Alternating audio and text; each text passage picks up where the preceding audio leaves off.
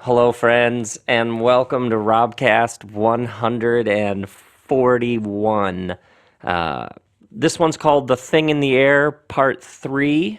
And this episode, the name of the episode is the Importance of the Counter-Narrative, or the Power of the Counter-Narrative. Or maybe I should call it the absolute centrality of the counter-narrative. So this episode has something to do with the idea of a counter-narrative, but by the end of the episode, I'll know what to call the episode. How about that? And so we're going to have to talk about the Dallas Cowboys. We're going to talk about the Roman Empire. We're going to talk about the evolution of Homo sapiens. We're going to talk about the first line of the Gospel of Mark. We're going to talk about pipelines. And so, we're gonna. I got all kinds of things I want to talk about. But by the way, first off, I want to say a shout out to everybody at Zen Parenting. Did you know this was such a thing, Zen Parenting? I got this invitation to go speak at this Zen Parenting event, and it was fantastic. It was a couple days ago. So, to Todd, Kathy, to all of you who at Zen Parenting, big shout out. Man, I felt right at home. So much love. And Tuesday night, February 28th, I'm doing a show at Largo. I'm going to be talking about third way nonviolence and the history of resistance movements and what it actually means to turn the other cheek. And so if you're in the Los Angeles area, it's always more fun when you're there. So that's a couple things going on. And so we should talk about the thing in the air and the absolute power, importance, and absolute centrality of the counter narrative. And I have some notes. Can you hear that? Pages. By the way, probably 3 months ago, I decided to try to use my computer as little as possible.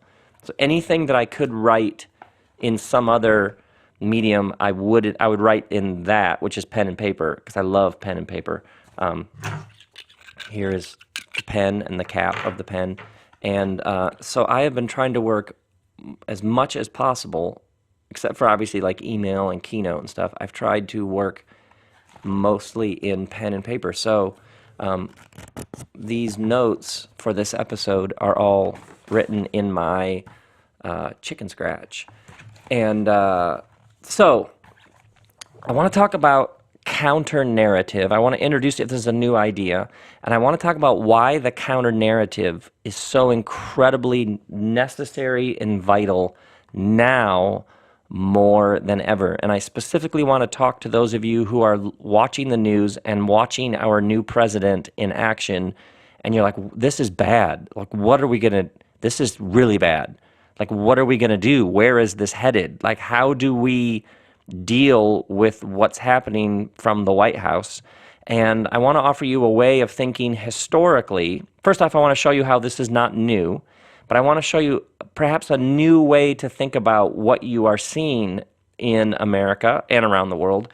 And as always, I want to bring good news. Like I want to show you perhaps a new way to think about this so that we can act in new ways, so that we will not have that feeling of powerlessness and passivity that always leads to despair. So in order to do that, first, I want to talk about the Dallas Cowboys. Then we'll talk about the evolution of Homo sapiens. And then we'll talk about the spread of the Roman Empire. Then we'll talk about the first line of the gospel account of Mark. Then we'll talk about now. And then there are 3 very practical things I want to give you as we move and live in this world that we call home. So there we go. We even have an outline. Now, probably 7 weeks ago, early January, Kristen and I went to Dallas, Texas for an NFL football game. Are you familiar with these? And it was a playoff game. And in the National Football League, when you get into January is playoffs, and the Super Bowl is early February. So when you get into early to mid-January, there are less and less teams that are essentially still alive. And so we went to see the Dallas Cowboys play the Green Bay Packers. And at that point, there would have been 8 teams still standing. And then at the end of that weekend, there were only 4 teams. Then the following weekend, the 4 teams played. And then eventually the Patriots and the Falcons went to the Super Bowl.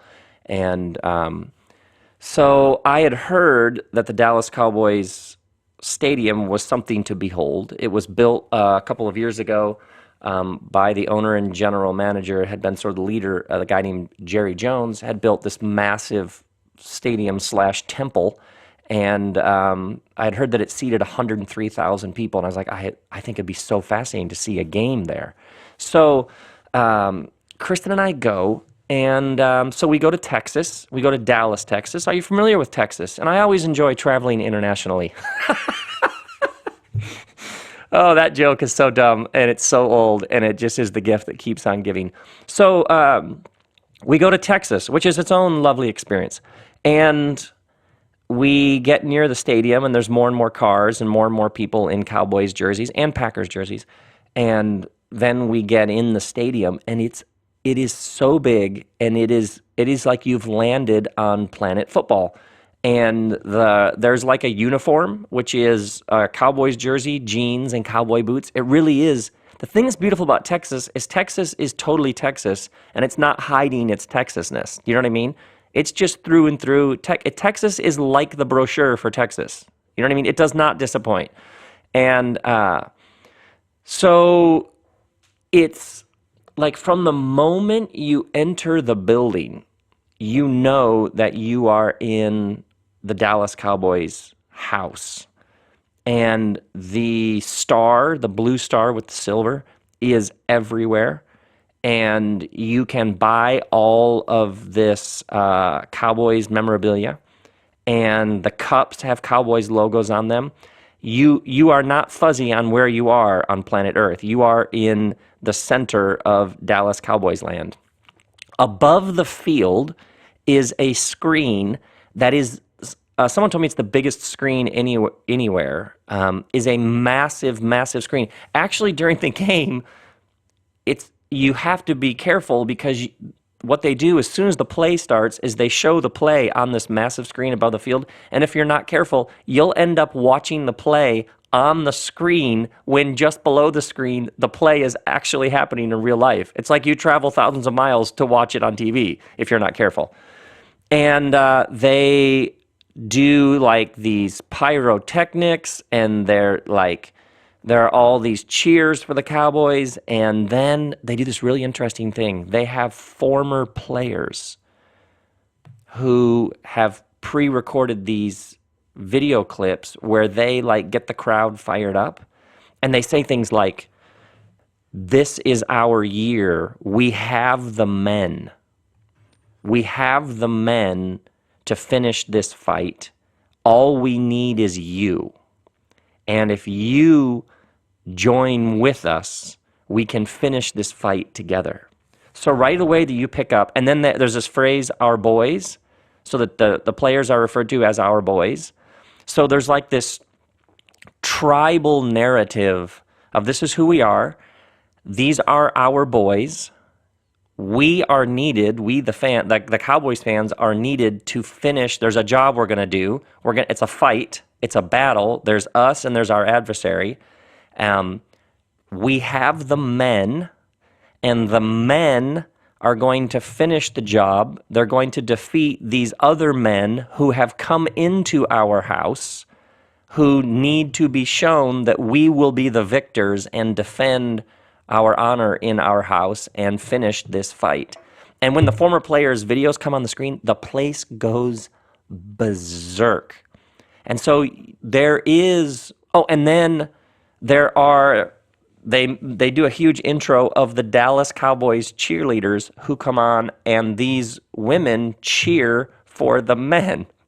And what's fascinating is the best part to me is they introduce them every time they come on the field. They introduce them as America's sweethearts.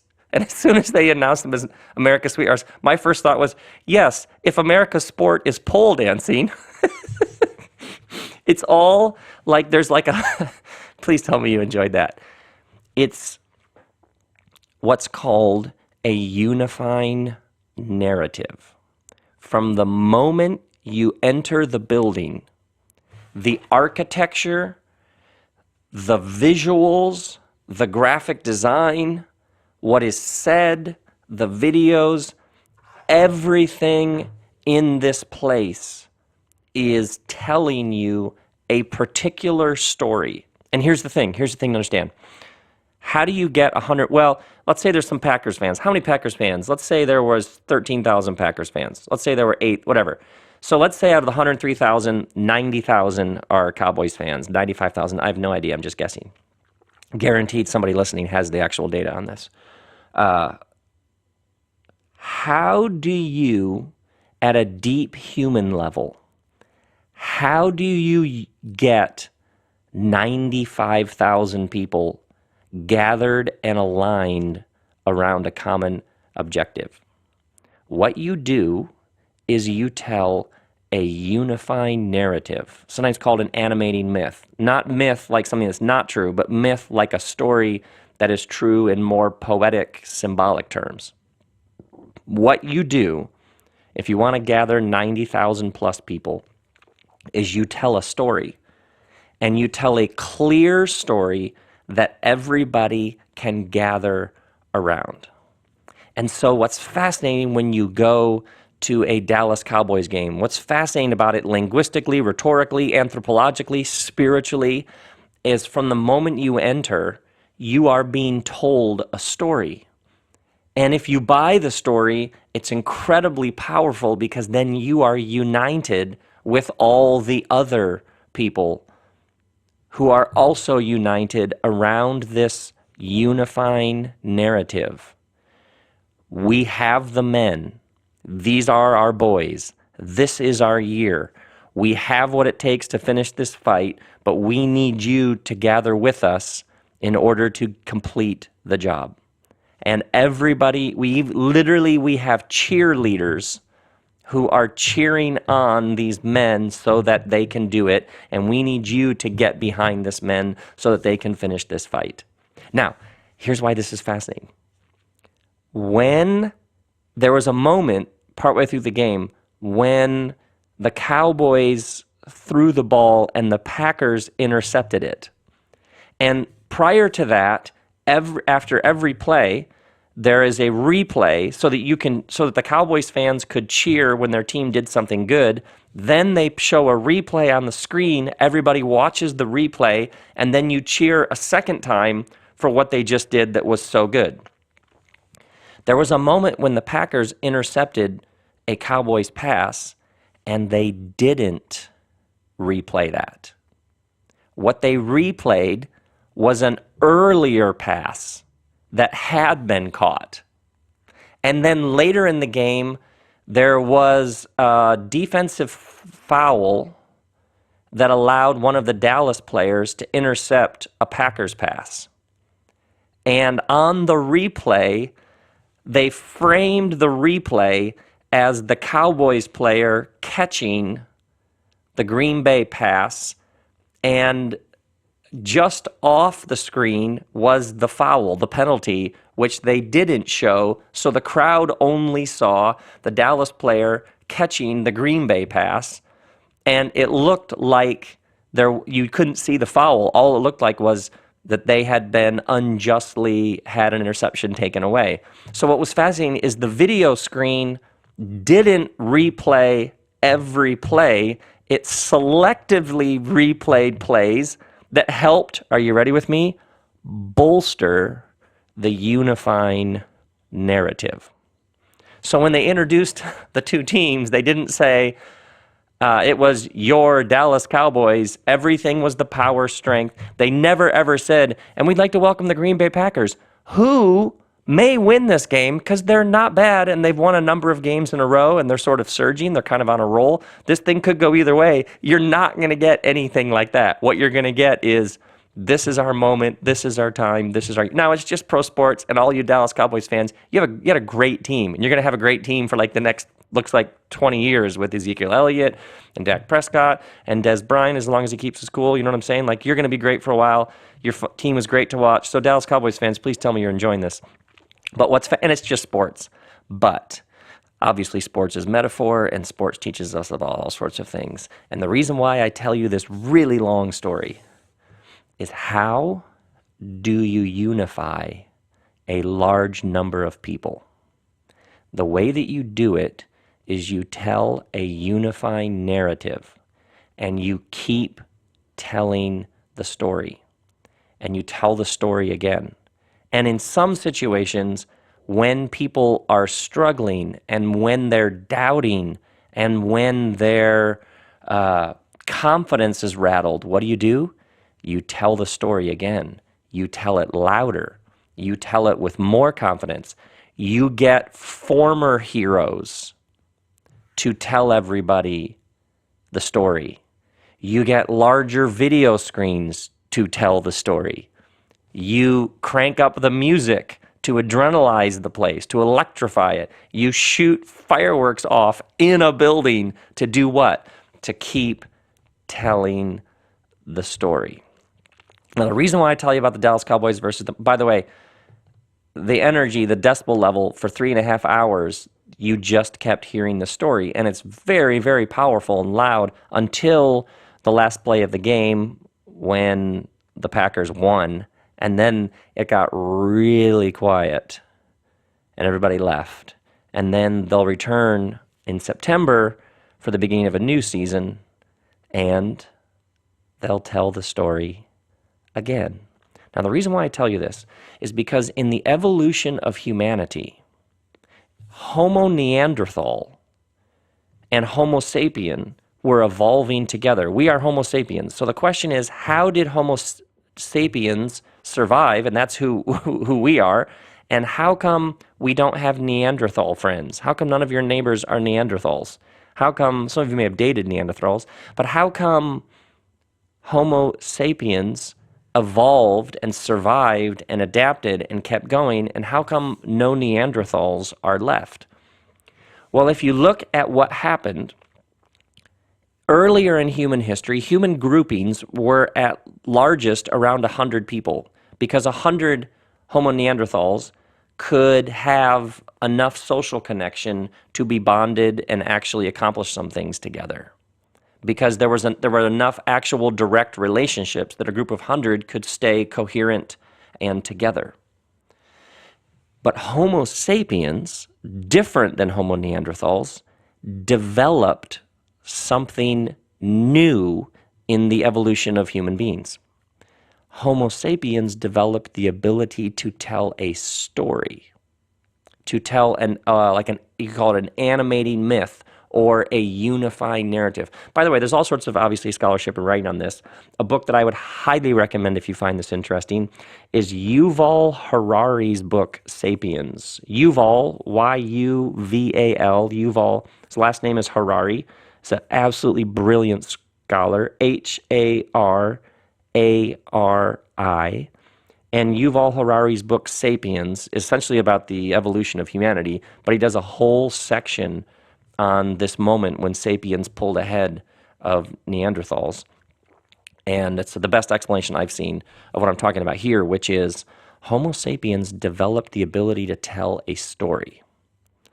And when they were able to tell a story, then not just 100 people, which was big as Neanderthal could get, but 150, 200, 500 people could rally around a story. 1,000 people could rally around a story.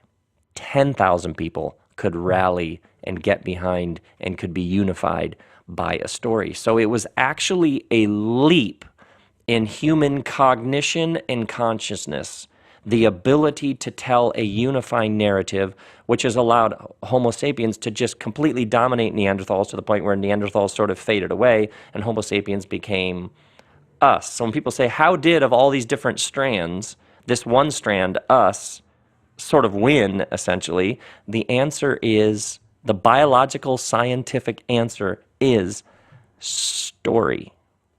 Because if you can only get 100 people rallied around something, and those folks over there can rally 5,000 people around an idea, they're going to crush you. So The reason why I tell you about the cowboys and the reason why I tell you about Sapiens, as we as human beings, story, and people say, like, we're really into story and story is so important. There are evolutionary, biological, powerful explanations why story continues to be so central to what it means to be human. Literally, our survival and evolution, all the way to our enjoyment of professional sports. Now, let's begin to steer this towards the thing that is in the air with our new president and what's happening in our country and the way that that is reverberating around the world. To do that, let's go back 2,000 years. And you know I love talking about the Roman Empire, but 2,000 years ago, the Roman Empire had conquered a big chunk of the known world, from England to India. The Roman Empire was a global military superpower like the world had never seen. Now, how do you build an empire and conquer the world? You do that. You know where I'm going with this, right, my friends? Raise your glasses. So good. How do you do this? You do it by telling a unifying narrative. You do this by telling some sort of story. And the Roman emperors, called Caesars, were masters of telling stories that unified the masses. So at the heart of the Roman Empire was a controlling narrative, an animating myth, a story about how the Caesar was born of the divine.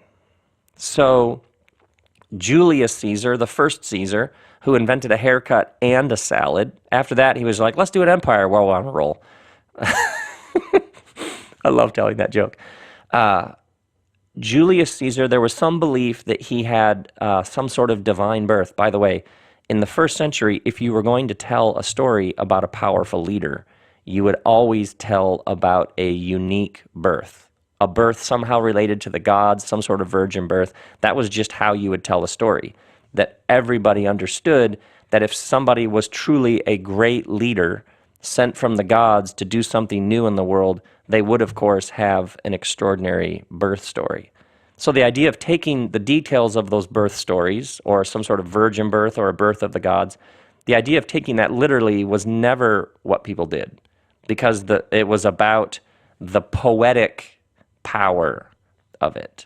So the Roman Empire expanded because the Caesars were masterful at telling stories. And the story that they told was that Caesar has divine origins. Now, Julius Caesar, they believed, had divine origins, and so Julius Caesar's son was called a son of God. That began with Caesar Augustus, also called Octavian, and then went all the way through to, you had Hadrian, you had Tiberius, you had numerous Caesars from there. But the phrase son of God was a political, essentially, a political religious term that meant a son of God was a powerful ruler who essentially had divine origins of some sort and ruled with the power and favor of the gods. So it was this figurative, like what you say, metaphorical term for somebody who had some, what we might say, like they had some extra mojo, they had some extra juju. So the Caesar, who believed that he was a son of God, and there was a specific term that the Caesar gave himself for what he was doing. The Caesar believed he was, and the Greek word was soter, S-O-T-E-R. It gets translated like savior, it gets translated like Messiah. He believed that he was a savior. There was even Roman military propaganda that the Caesar was sent to earth to bring about a universal reign of peace and prosperity. Now, if you were to take a Roman coin from the first century, there was an inscription on the coin, and the inscription was peace through victory. So the controlling narrative that the Caesar told was, I am here to bring peace to the earth. And the way that I bring peace is through victory. Now, what kind of victory? Military victory.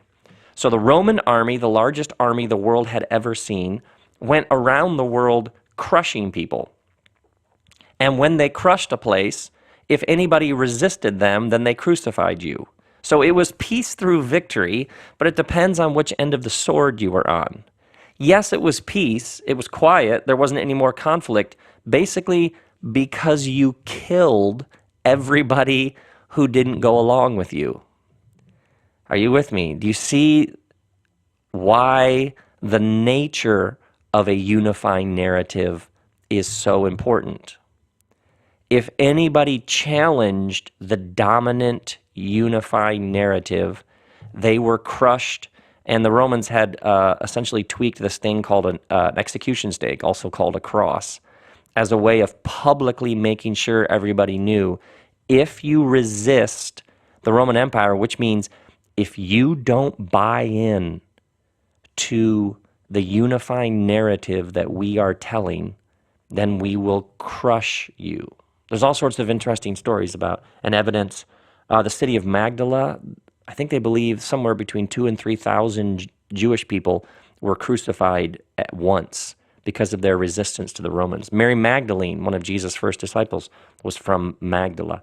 So in the first century, it was a common occurrence to see a whole series of execution stakes and to see people hanging on them being executed as enemies of the state because they resisted the dominant unifying narrative, the animating myth of the empire. Empires always need an animating story. Somebody somewhere is telling a story. That's how you conquer the world.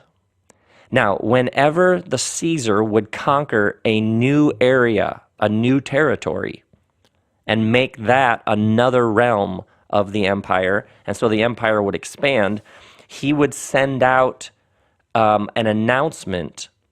He would send out what was called officially good news. And the good news was the announcement that we have conquered and subjugated another group of people. The actual Greek word for this military announcement of victory and conquest, the Greek word was euangelion, good news. Euangelion transliterates into English evangelical. Come on, come on, my friends, stay with me, because this is about to get really interesting. The word evangelical was a Roman military propaganda term. The phrase good news, which is where evangelical, how it gets translated, and the good news was, hey, we destroyed somebody else. Hey, we killed a bunch of people and now we have peace because everybody who didn't agree with our story is dead. That was the story. And if you had a different story to tell, you got killed, because an empire does not expand by being open and inclusive of lots of different stories. The way that you build an empire is you tell a story and you tell it over and over and over again. And if there are any flaws in that story, whatever you do, you don't show those replays on the big screen. Now, my friends, in light of this, it is in that time and in that place that the Gospels began to circulate. The Jesus message begins to spread. And let me just read you, and if you're not religious or you haven't read the Bible, hang on with me here. Just listen to this from a human political perspective. Mark, the Gospel of Mark, was the first gospel that told the life of Jesus.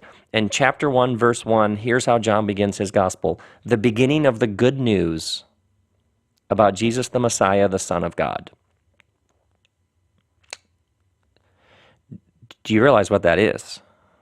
How does John begin his gospel telling the Jesus story? He tells the beginning of the good news about Jesus the Messiah, the Savior, the Son of God. Do you know what that is?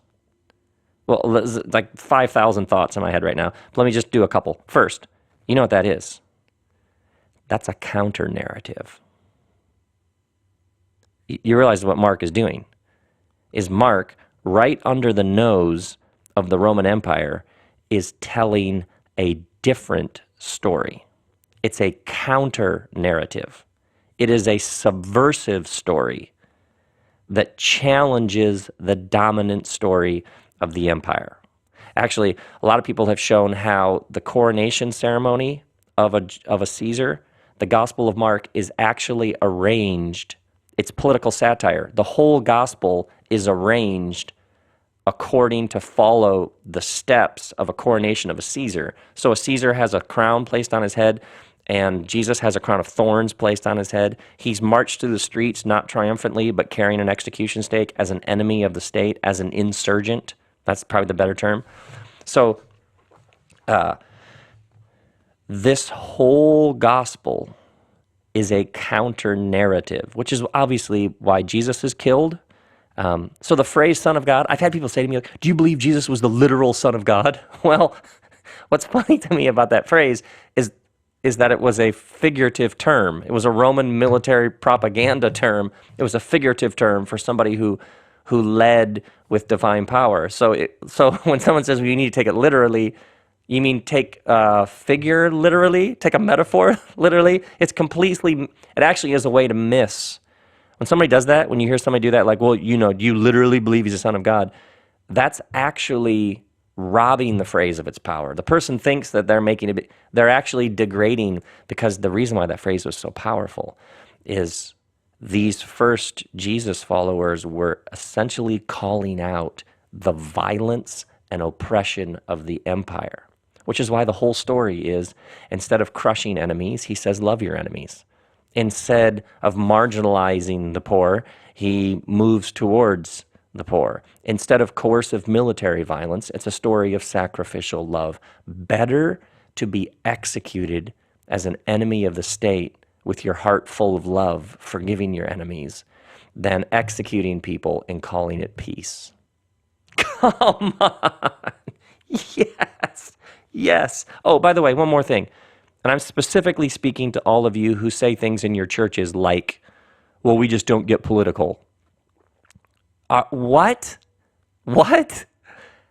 How do you read these Jesus stories and not talk about how they're exploding with political truth? The beginning of the good news about Jesus, the Messiah, the Son of God, could not be a more political opening to a story that they're telling. Like, that is, you know what that is? That is a lack of courage. And I've heard of people who are like, oh yeah, in our church, we don't even, there's been no mention of the election, of what's happening in our country. Are you kidding me? Seriously, that, unbelievable. Anyway, we got to keep going, correct? So, I could go all day on that, by the way. So here's why I think this is so fascinating. And this is why it's so unbelievably important right now. When you see our new president silencing certain news outlets, forbidding them from access, when you see, classic example, the inaugural crowds were way less than they were for President Obama, and the Trump administration released a photo saying that the crowds were huge. The photo that they released to make their point that the inauguration crowds were the biggest ever were actually from the next day, which is when millions of women marched. So the administration, to make their point and to counter the actual data that it was one of the least attended inaugurations, released a photo showing Washington, D.C. full of people, but those crowds weren't there. It was the day later. They were there to protest. They were women peacefully marching and standing up for the dignity, honor, and rights of women. And the reason why I bring that up, my friends, is what you are seeing is a revival of ancient, essentially propaganda, where you only show the replays on the screen that bolster your animating, controlling, unifying narrative. So when you see some of this and you're like, wait, that isn't the truth. This is just a lie. Like, that's just a story that's being told that has no relation. They just totally brushed over that.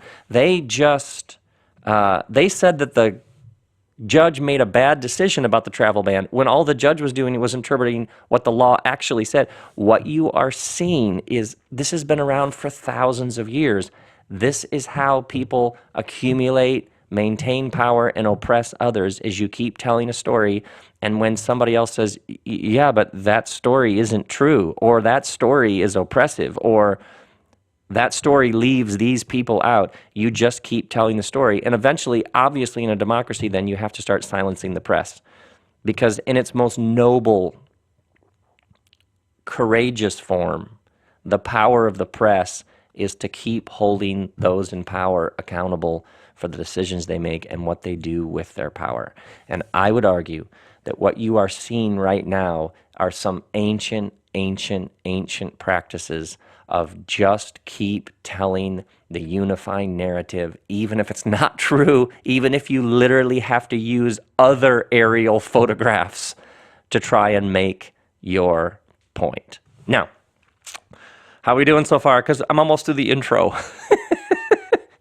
Okay, three very practical things that I want to give you to help you think about this as we go forward. First, lots of people right now are angry. Totally get it. You should be. There's lots of rage, lots of protests. Totally get it. Lots of people calling their congressmen and congresswomen. Got it. Awesome. Keep doing it. But here's the problem. You can be angry. You can be like furious with the White House. You can say this is not my president. You can protest. You can make clever signs. You can go on social media and got it.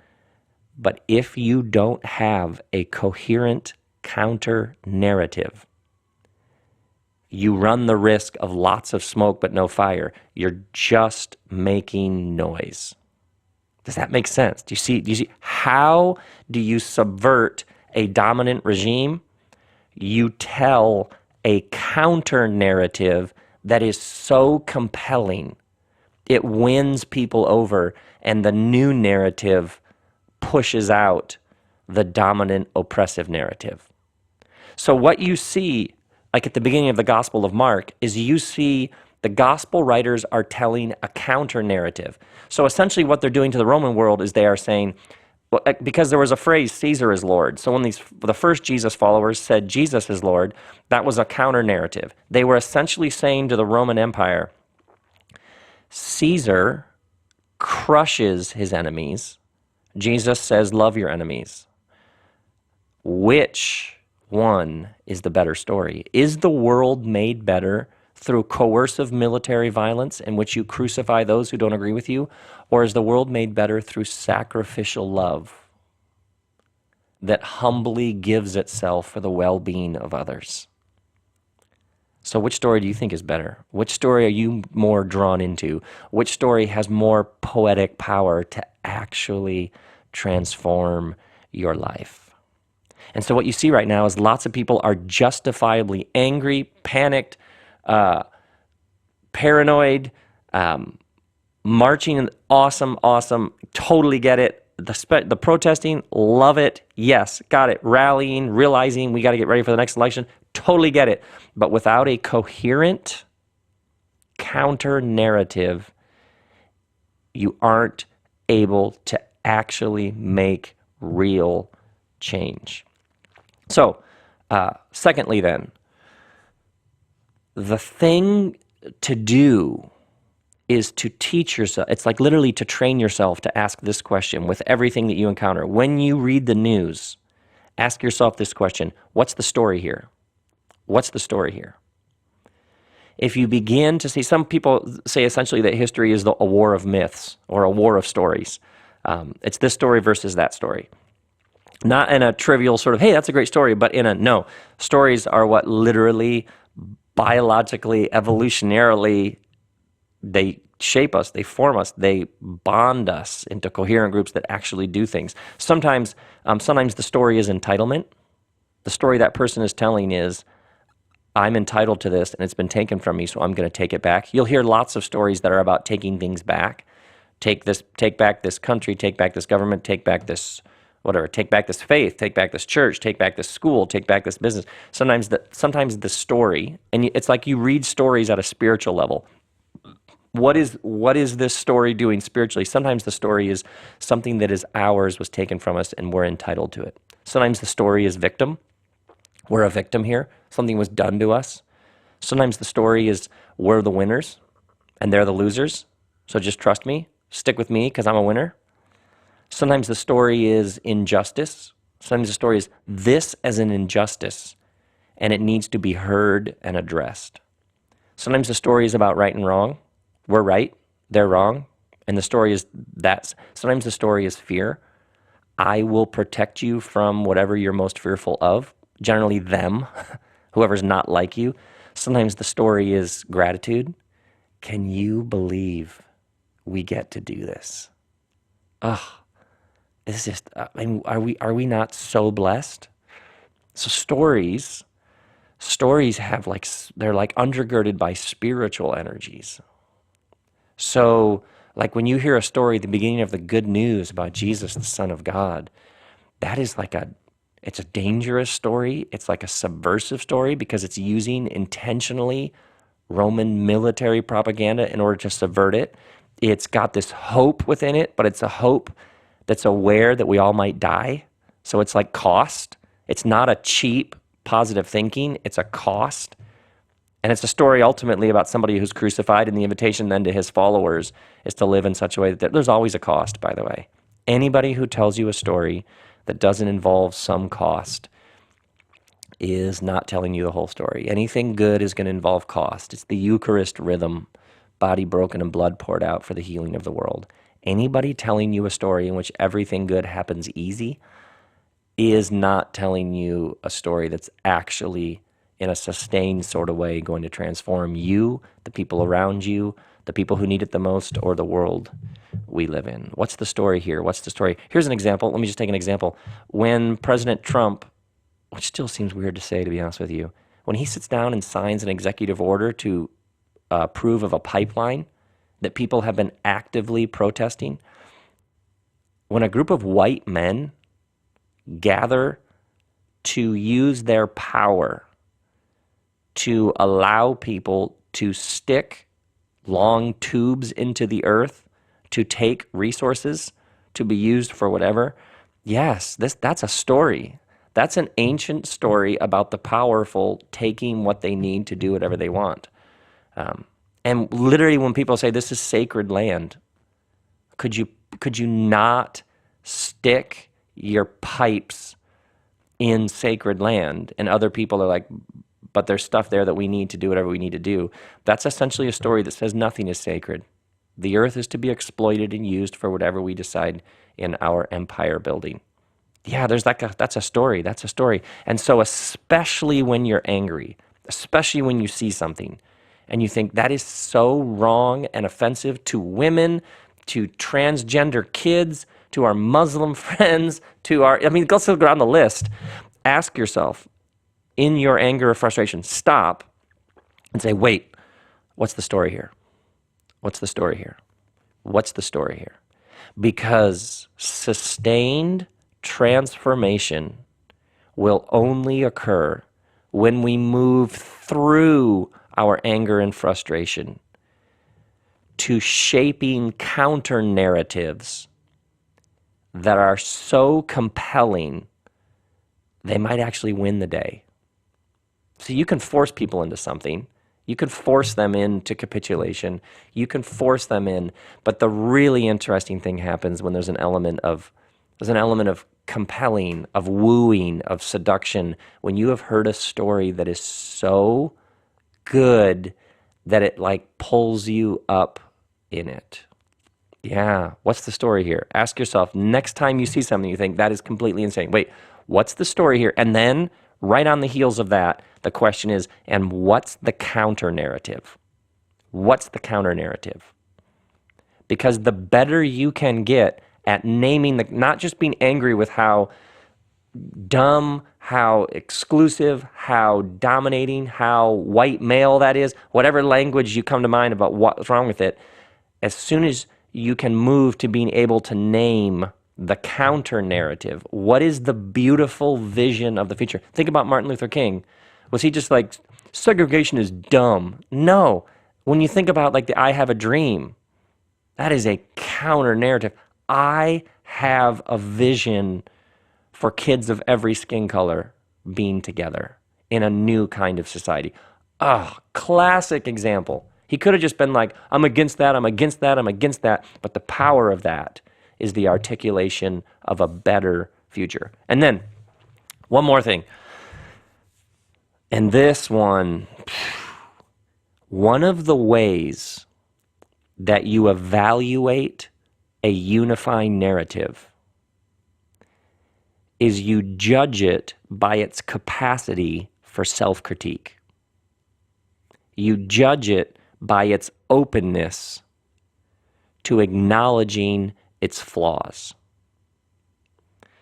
So, actually, one of the reasons why I'm more compelled with the scriptures than ever is history is generally told by people who triumphed in the name of their gods.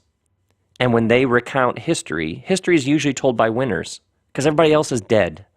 And so history is generally told by people who recount how, with the strength of the gods, they crushed their enemies.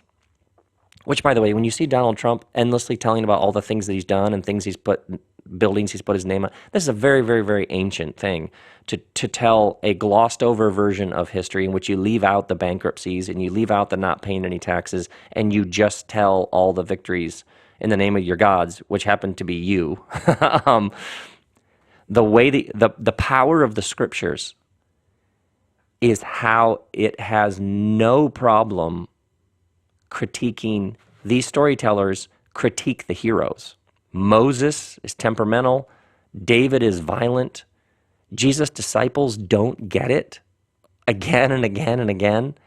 Propaganda, that's also how cults get started. Cults have no capacity for self-critique. Military propaganda, which is usually used in empire building, doesn't generally have any capacity for self-critique. It only knows how to just keep telling the same story over and over and over again. And the last thing it does on the replay screen is show plays where the other team knew what was happening and intercepted the pass. It's true for us personally. It's true for groups. It's true for institutions. It's true for businesses. It's true for religious communities. It's true across the board. Systems are only as healthy as their capacity for self-critique. To me, there's obviously a really, really convicting personal dimension. Each of us, our health and strength, and the stories that we tell ourselves are only as strong as we're able to listen to the critique. It's the importance of having friends who will tell you the truth long before your critics will. It's true right now, especially with our government.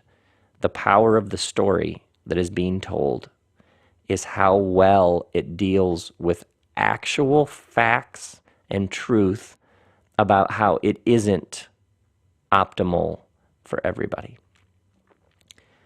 The way that you judge a unifying narrative, one of the key ways is, can it handle critique? And if it can't, then it has to start banishing people from the White House press briefing. It will only do interviews with a couple of people who it knows ahead of time will not ask difficult questions. That's all a deep, ancient sign that this is not a narrative that will be able to take us anywhere new and fresh. And that, my friends, is one of the things that's in the air. The beauty, of course, in all of this is that it's waking everybody up.